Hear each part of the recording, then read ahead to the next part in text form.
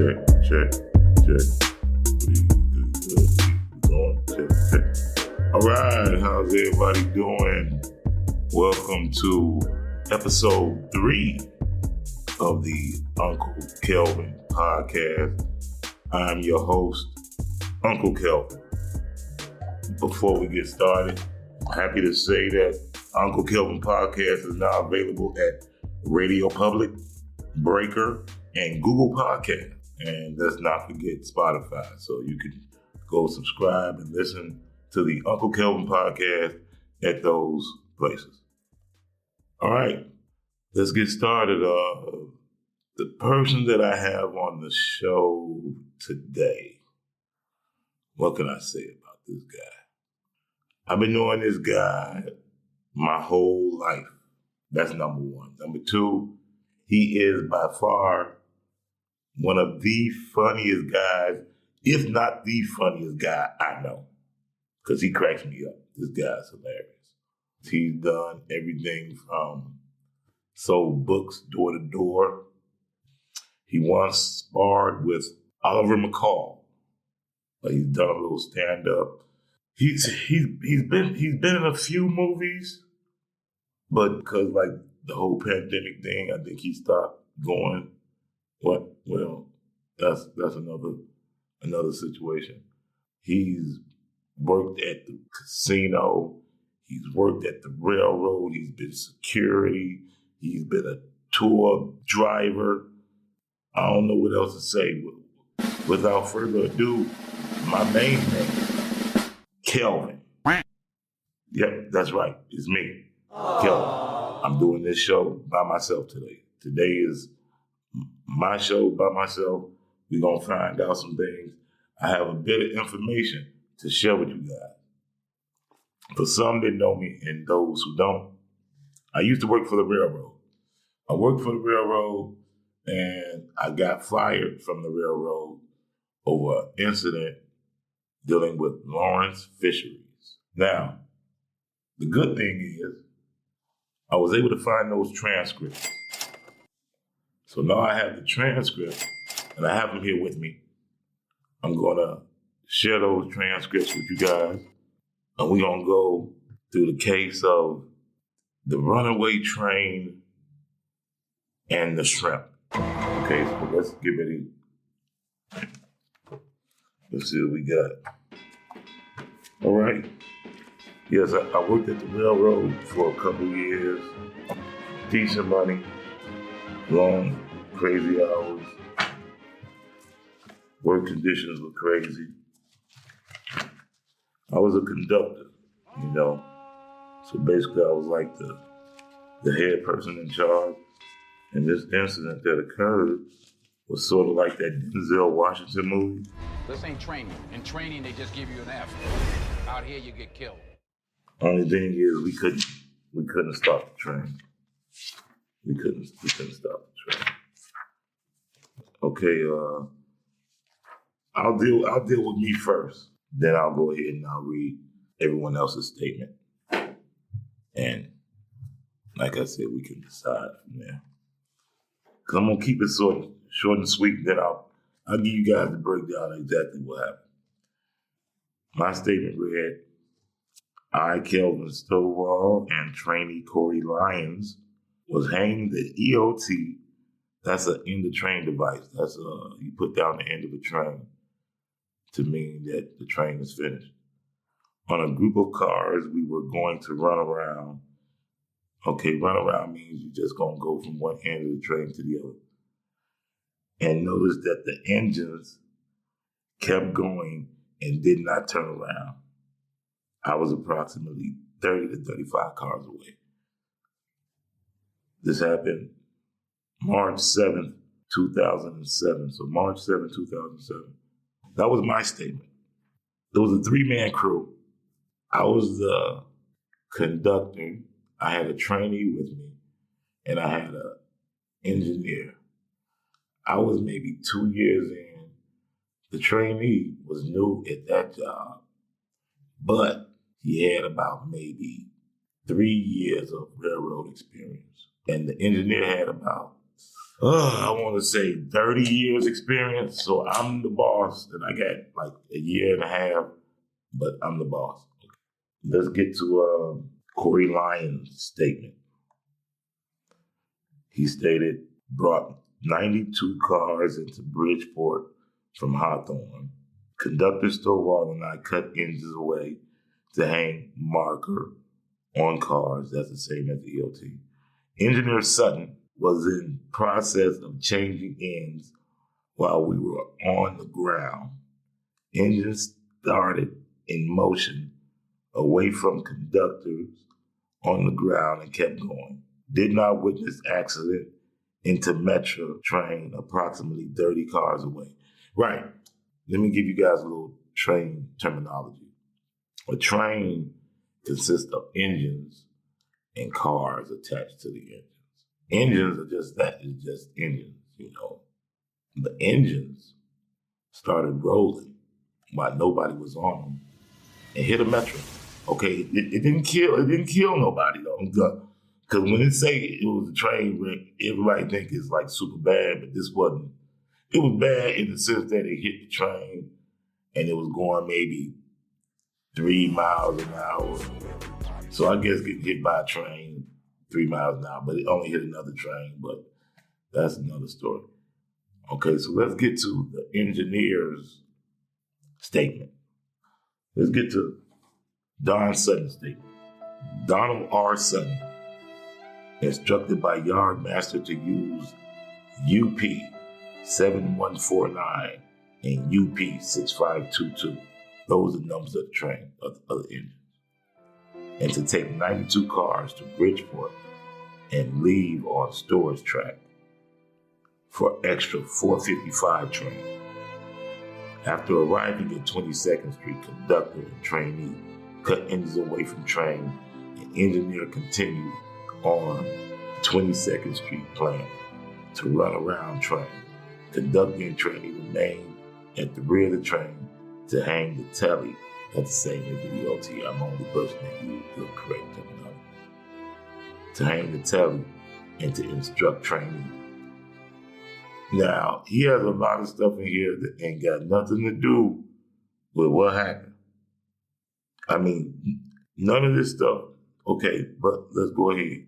After cutting out UP, that's engine number, UP 6522, and collecting grid and paperwork. See, you got all this extra shit in there. I woke up in the morning, I got out of bed on the left-hand side. My wife asked me, how was I doing? All this extra shit. See, it's not gelling together. After cutting out UP 6522 and collecting grippage of bag and paperwork, I got off lead motor to go pitch locomotive. While going to change, I remembered that I had to remove radio from UP 6522 and install it on the UP 7149 for the return move. This is a lot of stuff he's saying. He ain't saying nothing. While walking outside, the locomotive brakes released on locomotive and they rolled towards Metro. I gave chase, but could not catch locomotive before impact. Now, his statement was a complete lie and a crock of shit, okay? It was true to the point that, yes, we got to 22nd Street, and I don't know if a lot of people might not be familiar with 22nd Street. That's a place in Chicago, and they have a 24-hour fish market, fish restaurant called Lawrence Fisheries. Not to really give them a pub, but Lawrence Fisheries.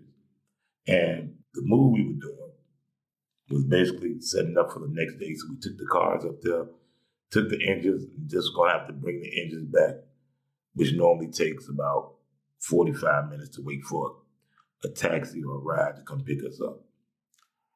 During this time, the engineer, Donald Sutton, decided, hey, let's go get some shrimp. Now, in the railroad business, you're never supposed to leave an active engine without anyone on board. He's already packing his shit, talking about, let's go get some shrimp. so I'm like, nah, man, we good, man. We just you know what I mean? Just somebody just stick with the train. He tells the trainee who had just started like a week before that, I know you ain't got no money. Come on, I'll buy you some shrimp. how the hell you gonna dangle free shrimp in front of a motherfucker and expect them not to go ahead and say, yeah, he want the shrimp. So now he want the shrimp. Come on, so we leave. They're the first ones off the train. I know something in my mind tells me, just stay, just stay, just stay. But I didn't. I was a follower that day. Because I too wanted some shrimp. So I can't lie. At the time I was eating shrimp, I wanted some shrimp too. So when I get inside the restaurant, I don't know if people are familiar with it, there's a long staircase. So I get inside, not to mention it's about 11:30 at night. I don't know, what's in the paperwork. We'll get into it. So when I get in there, Sutton already has his pounds of shrimp. He had a few pounds of shrimp. The kid, Corey, already had his couple pounds of shrimp. And at the time, I'm just ordering mine.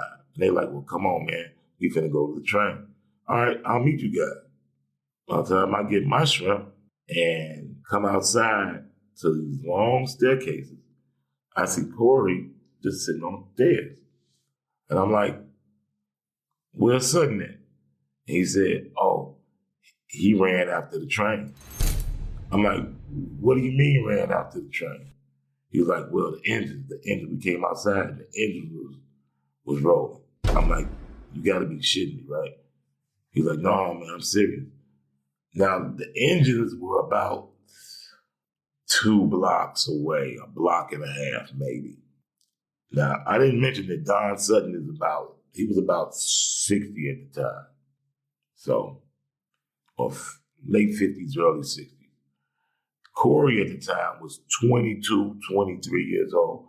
And I'm like, I know you can move faster than this old man. Why is you still sitting here? I'm like, this is not good. This is not going to be good. So about time that me and Corey make it over the hill to where the tracks are, we see the engine that already collided with the Metro. I'm like, oh my God, I feel sick. I feel completely sick. Like I felt like I was gonna pass out. So now, Sutton starts racing towards us and say, hey, we gonna say we was off the train. I'm like, no shit, we was off the train. What's your point? You're telling the truth now. We was off the train. He was like, no, and I'm gonna say I would change it in, and the engine just started moving. I'm like, you know what, man? Your lie sounds unbelievable to me. So I don't want no parts of your lie. I'm not gonna use your lie. I'm gonna use my truth.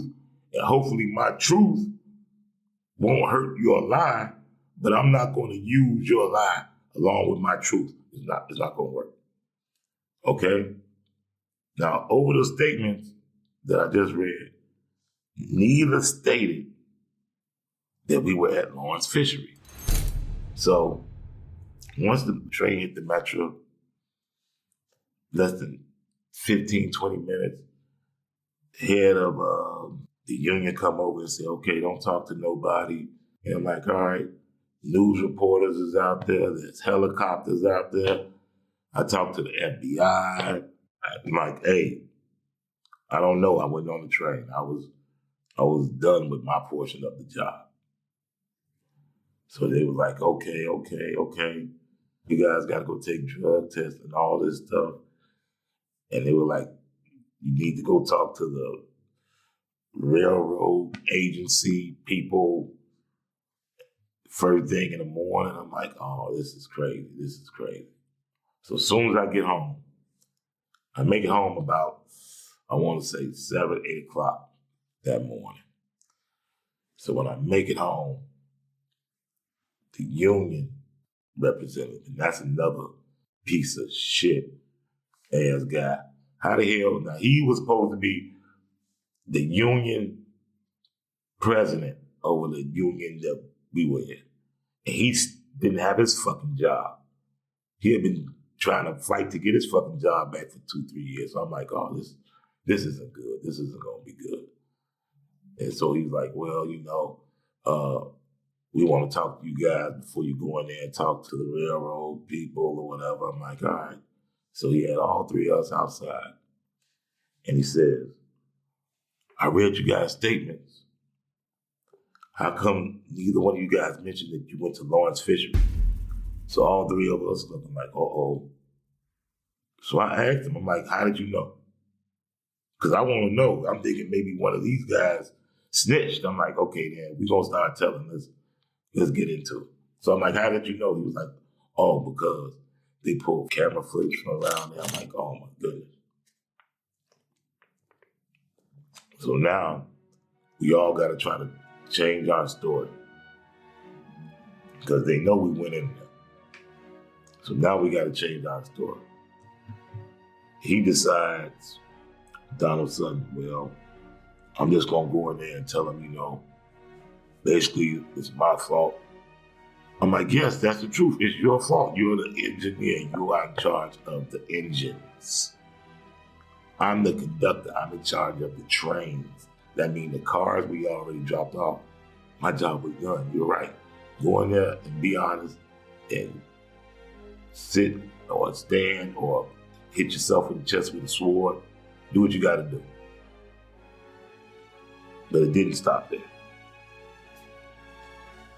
It didn't stop there. Yeah, I'll deal with mine first. Because we had to do a deposition. So here goes. I'll do mine first. Because like I said, I'm going to be honest. I'll be honest about me first. And then the rest of those guys I'll let them play out.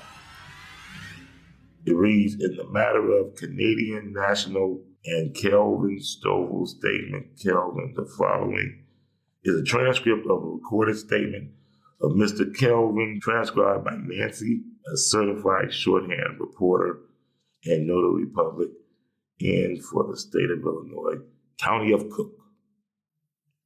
Present, Bill Hartlander, the UTU representative. Okay, this is the guy that was representing me. He hadn't been working there in 6 years. Unfortunately, when he finally got his job back, they have to give you back pay at the railroad. And he got his job back and he got like a super lump sum of money, like $700,000 or something. And he ended up ODing in a hotel. Sad. Okay, we got President William Hartlander, Donald Court, Risk Management, Derail Risk Management. Jason Lemper, Train Master, he was a dickhead. Now that guy was a dickhead. Jason Lemper was a dickhead. And Chris Carterson, or something like that, I don't know. All right, so we're going to try to get through a couple of pages, and I'll try to give a little insight or information into how this is. All right, let's go. Mr. Ross. This is Darrell Ross with the CN Migration Department. The time is now 5:30. I'm taking the recorded statement of Mr. Kelven. The following questions were proposed by multiple parties and answered by Mr. Kelven. Question. Kelven, for the record, do I have your permission to take this recorded statement? Answer, yes. Question. The time is now 5:30. In the room also is Bill Hartlander. He passed away. Jason Lemper, don't remember him. Don Court, Chris Carson. Kelven, can you please give me your full name and spell your last name? I spell it for him, and I always spell my name the same. S-T-O-V, as in Victor, A-L-L-K. But see, even on here, I'm not pleased because they misspelled my name on here. This is spelled K-E-L-V-I-N. My name is K-E-L-V-E-N, which irks me a lot that people misspell my name, but this is on court documents, so you see it happen all the time, so I don't get too upset. All right, so we go, let's go. Okay, can you give me your home address? I'm not going to give out my old home address. That's not necessary. Are you married? Nope. Wasn't married then. Not married now. Just as long as the ladies know. All right, okay. Can you recall your date of hire? No, I believe February 2006. Okay, how about your social security number? I'm not going to give you guys that. Your PIN number. I'm not going to give you that. That's what I told them. I told them the correct thing. I'm not going to give you guys for honest reasons, you know. Are you a conductor? Correct. Okay, Kelvin, we're here to talk about the incident which occurred yesterday, March 7th of 2007. What time did you start that day? Answer, 7 o'clock at night. Okay, can you recall you reported to Hawthorne? Is that correct? Yeah, that's correct. That's it.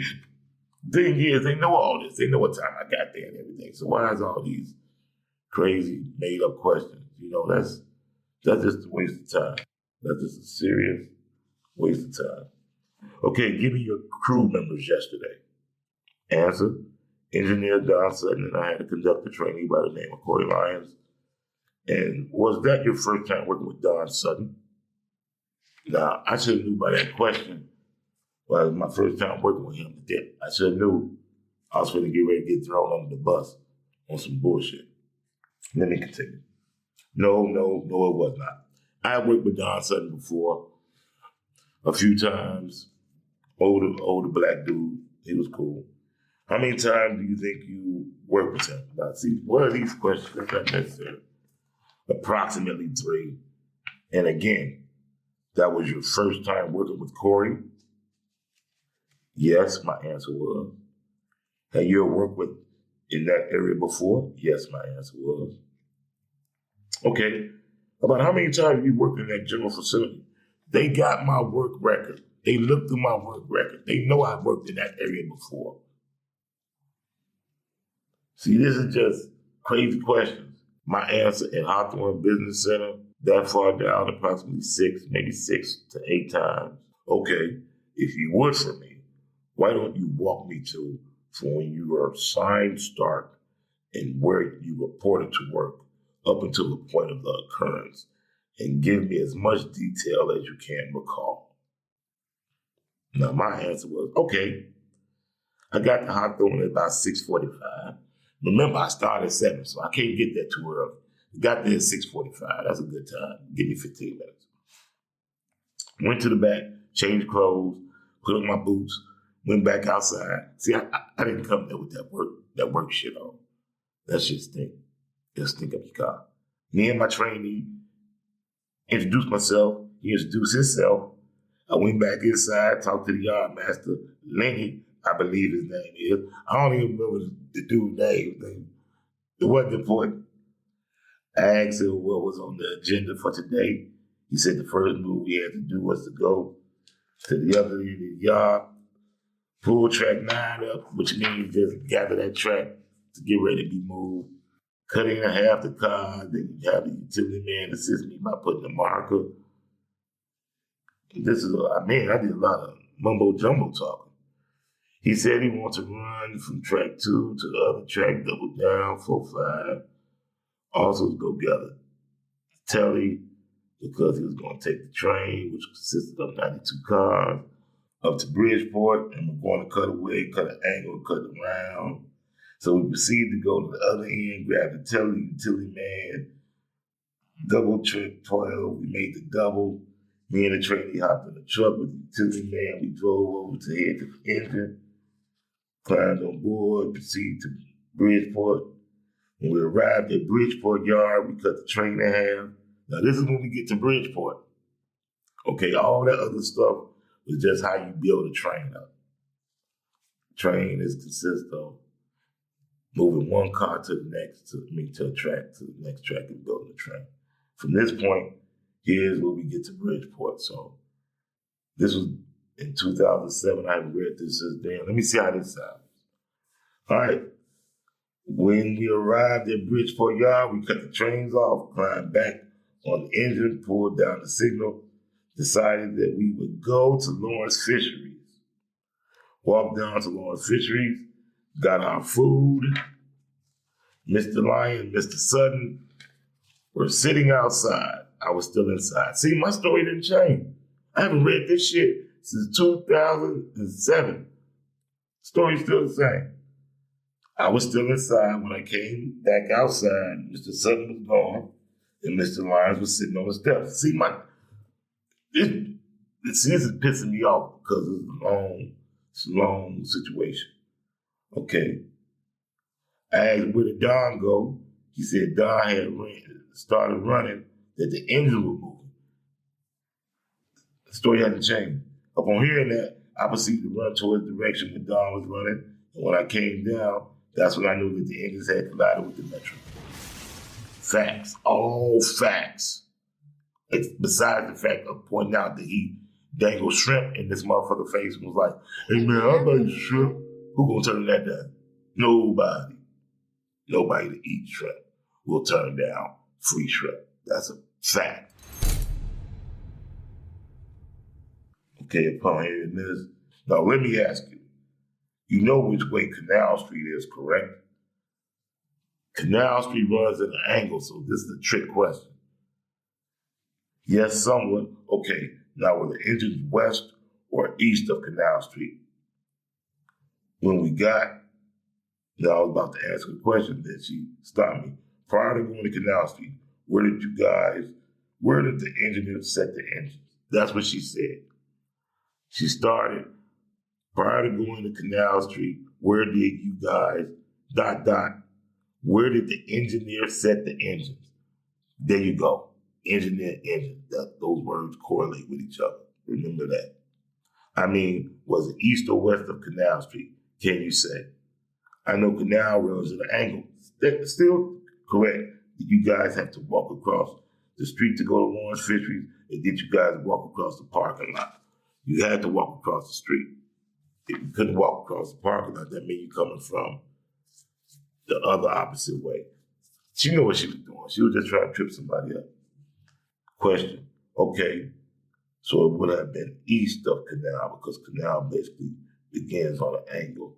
You still have the east side, the west side. If you walk across the street, you're coming from the eastern part, the east side of Canal. What that got to do with anything? All those different, okay, new question here. So somebody else asked me a new question. Here, when you walk down, you know the bridge that goes over. My answer, yes, the water. Okay, yes, the bridge goes over the water. The bridge don't go over cotton candy. Okay, question. What was that your right when you walk down? My answer, I can't recall. I can't say that. I know what Allied Metal is because I've done that job before. The job takes you down to Allied Metal, which is across the street. Question. You were west of 22nd Street. You weren't north of Cermak, though. Whatever you want to call it. My answer, yes. Okay, right. Me? I don't understand. That's not making no sense. None whatsoever. Question. Okay, did you walk through the parking lot of Allied? Answer, no. We walked to the other side of Allied. Is there, we walked to the other side, the back of it. More towards the north. Yes, okay. I guess that would be the north. I don't know. That's what I'm just trying to get at. You are north, okay? New question here. Now they ask me the same questions about which way is north or south. That makes no difference. Question. Okay, you said you hung the telemetry and Don just pulled ahead a car length or a car and a half length or whatever it was. My answer, yes. Question. Okay, did you all get back on the locomotive? I already answered that. Yes. You and your trainee. That's the question. And my answer is yes. And if I probably remember, I might have said it like, yes, goddammit. Stop asking me the same question. And then you pulled out, yes. Okay, how long were you on the locomotive? The three of you, before you decided, he gonna say you, before you decided to lead the locomotives and go down to Lawrence Fishery. Why he didn't call them engines then? Why he called them locomotives? See, this is the bull. And to lead locomotives and go down to Lawrence Fishery. Answer, approximately 3 to 4 minutes, if that. Question, I knew you're not a locomotive engineer, but did you observe Don Sutton do anything that the locomotive to do what you feel would be securing it? I'm not a locomotive engineer. He already stated that. So I don't know what he's supposed to do. He just stated the answer. I know you're not a locomotive engineer. So I don't know what he's supposed to be doing to secure it. And then I answered though, yes, Don took the reverser out, and I believe that he had to change the air and running around the other engine and didn't have a radio. Question, okay. So he disconnected the panel, took the radio out, and took out the reverser. So I saw him going through the motions of everything that needs to be done as far as that is concerned on his end. You know what I mean? That's why I asked, you know what I mean? So you think that was about 3 or 4 minutes? Yes. He was able to do all that in about 3 or 4 minutes. Okay, why the fuck do you think I'm lying? Yes. Okay, so at some point, it's just you and your trainee in a locomotive by Don went and switched the radios. Switched the radios from one unit to the next. My answer, no. We were all still on the same unit. Question, he just took the radio out? Answer, yes. Question, he didn't put it in the other locomotive? Answer, not yet. See, they doing a lot of ragtag. Question, okay, all right. And then you all walk down the hill. Did you see him tie the handbrake on either one of those locomotives? That was what they were trying to get to all along. With that question right there. Did you see him tie a handbrake on either one of those locomotives? That's because whenever you leave an engine, you're supposed to tie a handbrake on. That's why they slid. They slid because Don Sutton didn't tie the handbrake on. He was too busy concerned about shrimp. He wanted that goddamn Lawrence Fishery. All right, so let's finish. And my answer was, I can't recall. No. You didn't see it? My answer, no. Question, okay, then you all walk down, and then at some point you were able to determine by then the engine was gone. Answer, right. Question, Sutton was gone. Answer, right. Question, and your trainee was there, and your trainee told you kind of where Don went. Answer, right. Question, from that point, when he came out, you didn't see Don? Answer, no. Question, when was the next time you did see him? Now, I answered all these questions before. And I want to say, didn't nobody die? It wasn't that bad. It wasn't that. It was a little fender bender, if you call, when a train hit another train at 2 miles an hour. Fender bender, that's it. God damn it. Here we go. When I walked all the way down there towards the engine, did you follow the same path that he had followed? Did you follow the right of way, basically? That means the right, yes. I don't know exactly which path he picked. Remember, because I didn't see him go leaving. They try to trip you up. I know I had to cross over the bridge. Okay, I walked over the bridge, walked through a little walkway on the bridge, ran down there. That's when I saw him. So you did run? Did you see the impact? That's the question. So you did run? Did you see the impact? My answer, no. Question, you were there after the impact? Answer, right. Question, did you notice any Metro employees after the impact? Did you see anybody that was obviously injured? Did you notice anything like that? Answer, I know it was one individual, and I believe Don said that was the engineer at the time. That's all I saw at the time when I got down there. Question. Okay, did you notice anything else? Like, would you like to take more note of this at this time? Answer. No. Question. Okay, is there anything else? New question. New questionnaire. You didn't talk to any passengers of the train, did you? Answer. Oh, no. Question. When you guys cut away, you jumped on the rear unit. Don pulled ahead, right? That's not what I said. I didn't say that. You see what I'm saying? Let's see how I answered that. I walked up to the engine. I gave him and told him slightly ahead after I went. Tommy grabbed the lights, turned the lights, and I walked to the front end. Okay, question. Okay, then, you guys pulled ahead to clear the Cermak signal. Answer, I believe so.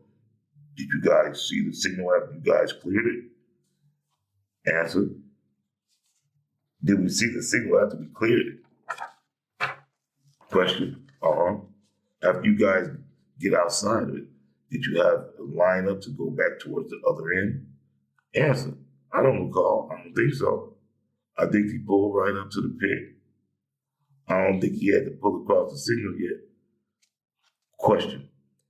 And then there's a statement, Kelvin. I just want to say I did have your permission to take this recorded statement. Answer, yes. Question. Okay. And everything you stated was true and accurate to the best of your knowledge and belief. Answer. It was correct to the best of my knowledge. Mr. Ross, okay, the time is now 5:43. This is Darrell. Again, this concludes our statement. So 5:43, 13 minutes for mine. But I have their statements too. I have those statements and their crosses. And we'll get to those later. We got to do a part 2 on this one. Maybe a 3-parter. I don't know. So, all right. In closing, I just want to say thank you guys for tuning in. Please be sure to listen to us on Spotify and Google Podcast and Breaker and Radio Public and wherever else you can find the Uncle Kelvin Podcast. That's it. I will see you guys next week.